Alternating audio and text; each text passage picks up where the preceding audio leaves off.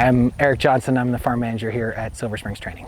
I take care of all 3 of our different farms. I put out fires. I make sure it all runs smoothly over the entire organization.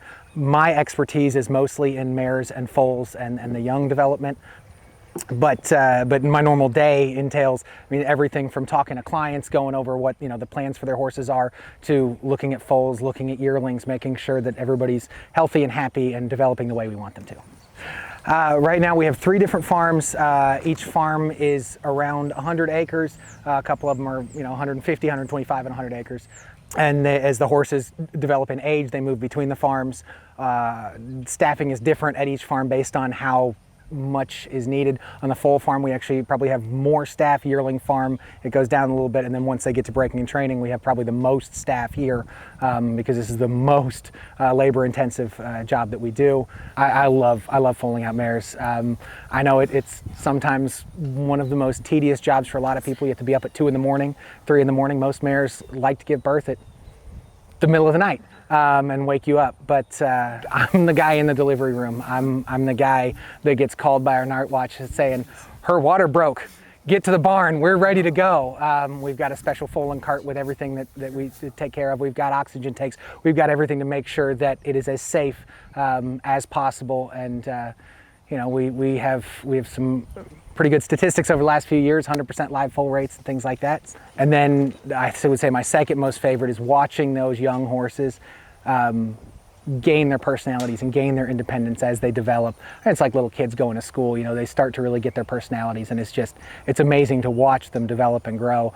Some of these tough race mares, absolutely tough, and you've watched their careers, and they come back and they have their first foal, and you wonder how this is going to go, because she's known for being a little bit sassy, put it that way. And it's part of the magic, is watching them the first time they look around and they see and they sniff and they see their foal for the first time, they realize, oh, that's what happened. And watching their face and their eyes and that first nicker and whinny, and I'm getting chills talking about it, but it's amazing to see. And they become some of the best moms. There's just something magical about it. It's absolutely amazing. I spent my entire childhood with my dad being the farm manager and running a couple different farms, and then being partner and slowly gaining his spot in the industry.